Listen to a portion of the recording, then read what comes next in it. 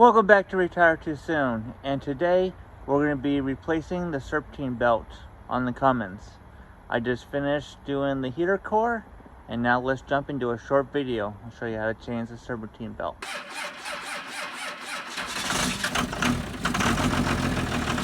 First thing you're going to want to do is locate the diagram on how to route the belt.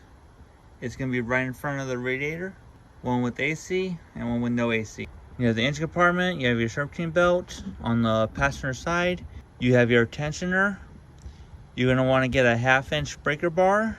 There's going to be a little hole on the lower side that it fits into. Have it point towards the driver's side and push it to the passenger side. And when you get enough tension off, just slide it off one of the pulleys. Alright, when you take it off, you're going to slide it between the fan and the radiator to get it out.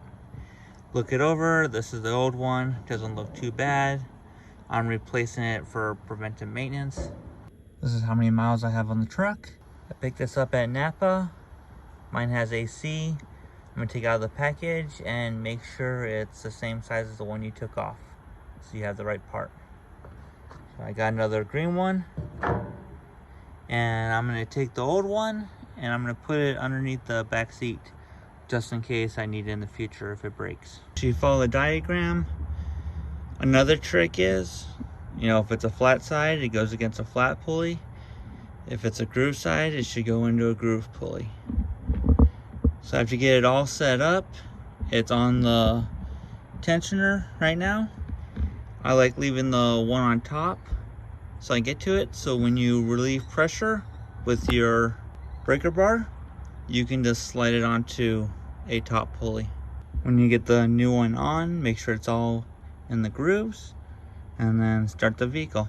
And if you're doing this, it would probably be a good time to replace the tensioner pulley. I just finished running the vehicle. Looks like it got rid of the chirp. I forgot to mention that you want to check all your pulleys, make sure that they're not loose at all. If your belt is shredded, odds are you probably have a loose pulley, and it's probably going to be the harmonic balancer on the bottom of the motor. So I hope this video was helpful. It's a fairly simple and fast job to do. Nothing to be scared of. So I hope it helps. I'll be recording another video after this, so if you see that I'm wearing the same shirt, it's because I finished the heater core video, I did this video, and then I'm getting ready to do another video. If this was helpful, there's going to be a lot more videos to come.